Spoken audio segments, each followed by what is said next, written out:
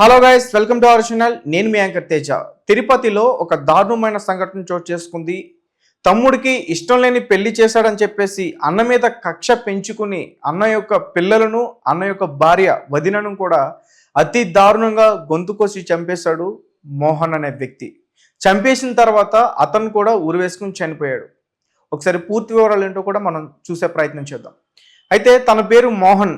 So అన్న దగ్గర నుంచి ఎప్పటి నుంచో పెరుగుతున్నాడు. అన్న ఎంతో కష్టపడి తనను చదివించి ఒక సాఫ్ట్వేర్ ఉద్యోగం వచ్చేంత వరకు కూడా తానే చూసుకున్నాడు. తర్వాత తన యొక్క పెళ్లి బాధ్యతలు కూడా తానే చూసుకుని ఒక మంచి అమ్మాయిని చూసి పెళ్లి నిశ్చయం చేసి పెళ్లి చేశాడు.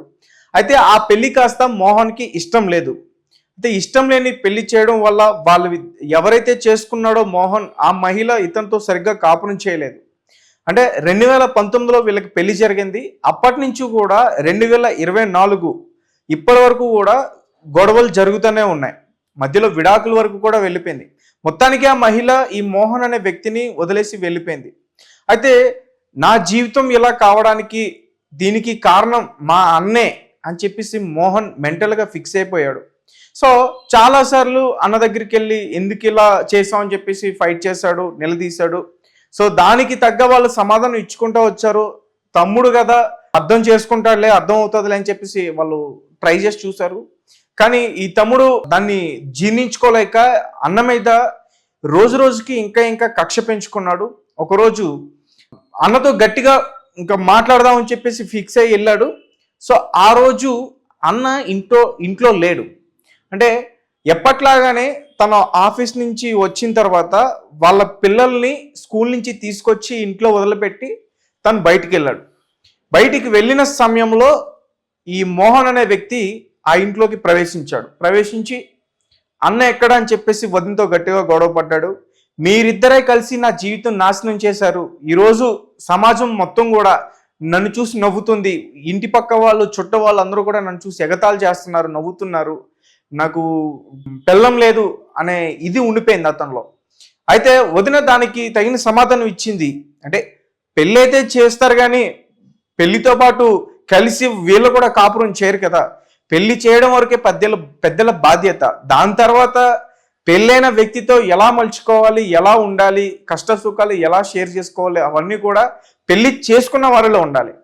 సో ఇది తను అర్థం చేసుకోలేకపోయాడు. పైగా తను ఒక సాఫ్ట్వేర్ ఉద్యోగి, ఒక ఉన్నతమైన ఉద్యోగం. అది ఉద్యోగం చేస్తున్న ఇలాంటి విషయాల్లో తను మరి ఇట్లా ఎందుకు బిహేవ్ చేస్తాడో ఎవరికి కూడా అర్థం కావట్లేదు. అంటే ఒక రకంగా చాలా మంది ఆలోచిస్తున్నది ఏంటంటే, పోలీసులు కూడా ఈ కోణంలో దర్యాప్తు చేస్తున్నారు. అన్నకి తమ్ముడి వైఫ్తో ఏమైనా వివాహేతర సంబంధం ఉందా, అందుకే చంపడానికి వడికట్టాడా? సాధారణంగా అన్న భార్య అంటే మనకి తల్లితో సమానం. సో ఒక తల్లిని ఏ స్థానంలో చూస్తామో వదినను కూడా మనం అదే స్థానంలో చూస్తాం. వదిన పిల్లల్ని, అన్న పిల్లల్ని కూడా మన సొంత బిడ్డలాగా చూసుకుంటాం. కానీ మరి మనోడు ఆ సొంత బిడ్డలు, సొంత తల్లి అనేది గుర్తు లేకుండా గొంతు కోసి ఒకరి తర్వాత ఒకరిని చంపేయడానికి ప్రయత్నించాడంటే ఖచ్చితంగా అన్నా తమ్ముల మధ్య ఏదో ఒక విభేదం ఇద్దరికి ఉండే ఛాన్స్ ఉంటుంది. ఇతన్ని తప్పవచ్చు, లేకపోతే అన్నది తప్పవచ్చు, చంపేసిన మోహన్ది తప్పవచ్చు, లేదా అన్నది తప్పవచ్చు. అయితే ఇక్కడ వీళ్ళ ముగ్గురిని చంపేసిన తర్వాత తను కూడా ఆత్మహత్య చేసుకుని చనిపోయాడు.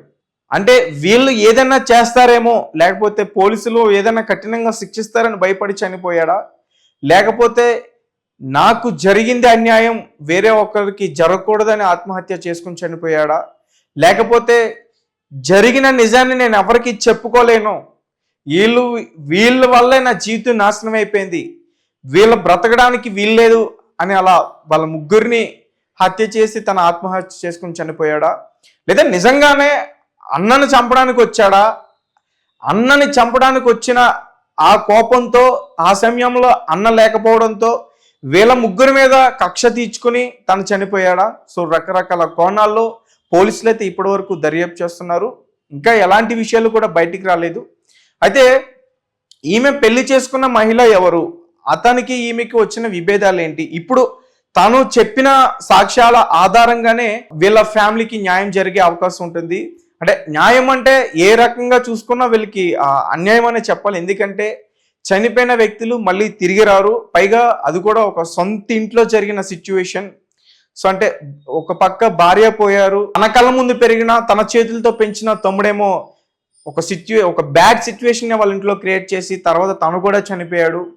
సో మొత్తానికి అన్న అయితే ఒంటరిగా మిగిలిపోయాడు. సో అన్న చెప్తున్నాడు అసలు ఏం జరిగింది ఏంటి, ఎందుకు మీ తమ్ముడు ఇలా చేయేశాడు అని చెప్పగానే పోలీసులకి కొన్ని విషయాలు అయితే ఇప్పటివరకు చెప్పడం జరుగుతుంది. సో ఇది చాలా దారుణమైన సంఘటన. అలాగే ఇంకొక విషయం చెప్పాలి, చదువుకున్న వ్యక్తులే ఇలాంటి విషయాల్లో ఎక్కువగా పాల్పడుతున్నారు. రీసెంట్ డేస్లో మనం చూసుకుంటే, రీసెంట్ డేస్ కాదు గత 5 సంవత్సరాల నుంచి కూడా చూసుకుంటే క్రైమ్ రేట్ ఎక్కువగా మన తెలుగు 2 రాష్ట్రాల్లోనే పెరుగుతుంది. ఎక్కువగా పాల్పడుతున్న వాళ్ళు బాగా చదువుకున్న వాళ్ళే, ఉన్నత స్థాయికి ఉన్న వాళ్ళే ఎక్కువగా ఇలాంటి సంఘటనలకు పాల్పడుతూ ఉన్నారు. అంటే ఫోన్ యూజ్ చేసి ఎవరికి తెలియకుండా, మనం పోలీసులకి దొరకకుండా, ఈ విషయం నాకు తప్ప, నేను చచ్చే వరకు నాకు తప్ప ఎవరికి తెలియకుండా మర్డర్ ప్లాన్ చేస్తున్నారు ఫోన్లో చూసి, కొన్ని వీడియోస్ చూసి. సో దానికి అనుగుణంగా ప్లాన్ చేసుకొని ప్రయత్నిస్తున్నారు మర్డర్ చేయడానికి. కొన్ని విఫలమవుతున్నాయి, కొన్ని సఫలమవుతున్నాయి. మొత్తానికి ఏదైనా కానీ పోలీసులు వాళ్ళు కష్టపడి వాళ్ళని పట్టుకుంటున్నారు, వాళ్ళకి శిక్షలు వేస్తున్నారు.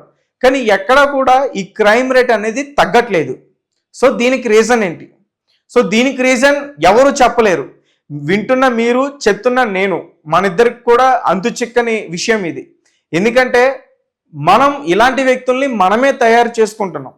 ఒక రకంగా అన్న ఆ రోజు అర్థం చేసుకుని ఉంటే తమ్ముడు ఇలాంటి దుస్థితికి పాల్పడేవాడు కాదని చెప్పొచ్చు.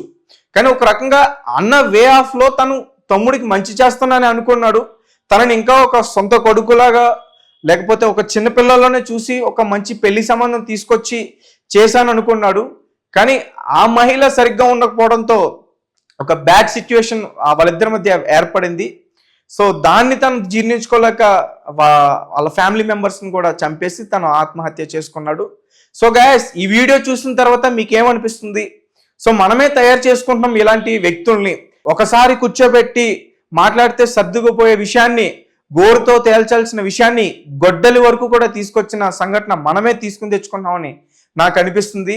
అలాగే ఎక్కువగా సొంత ఇళ్లలోనే ఇలాంటి ఎక్కువ సంఘటనలు జరుగుతున్నాయి. అన్న తమ్ముల విషయంలో కానీ, లేకపోతే భార్యాభర్తల విషయంలో కానీ, ఈవెన్ అన్న చెల్లెల విషయంలో కానీ ఇలాంటి సంఘటనలు ఎక్కువగా జరుగుతున్నాయి. అంటే అన్నదమ్ములు అంటే ఆస్తి తగాదాలకు సంబంధించి, లేకపోతే వదినతో ఎఫ్ఐఆర్ పెట్టుకున్నాడా, లేకపోతే అన్న మరదలతో ఎఫ్ఐఆర్ పెట్టుకున్నాడా, లేకపోతే అన్న కూతురుతో బాబే వరుస ఉన్న వ్యక్తి మిస్బిహేవ్ చేశాడా, లేకపోతే అన్న చెల్లెల మధ్య అన్న చెల్లితో వేరే రకంగా బిహేవ్ చేశాడా, ఇలాంటి సంఘటనలన్నీ కూడా ఎక్కువగా జరుగుతున్నాయి. సో ఖచ్చితంగా దీనికి అంతటికి బాధ్యులు మనమే అని చెప్పాలి. సో ఖచ్చితంగా వీటికి సంబంధించి అవేర్నెస్ ఖచ్చితంగా తీసుకురావాలని చెప్పి మనందరం కూడా కోరుకుందాం. అలాగే ఎవరైతే చనిపోయారో వాళ్ళ ఆత్మకి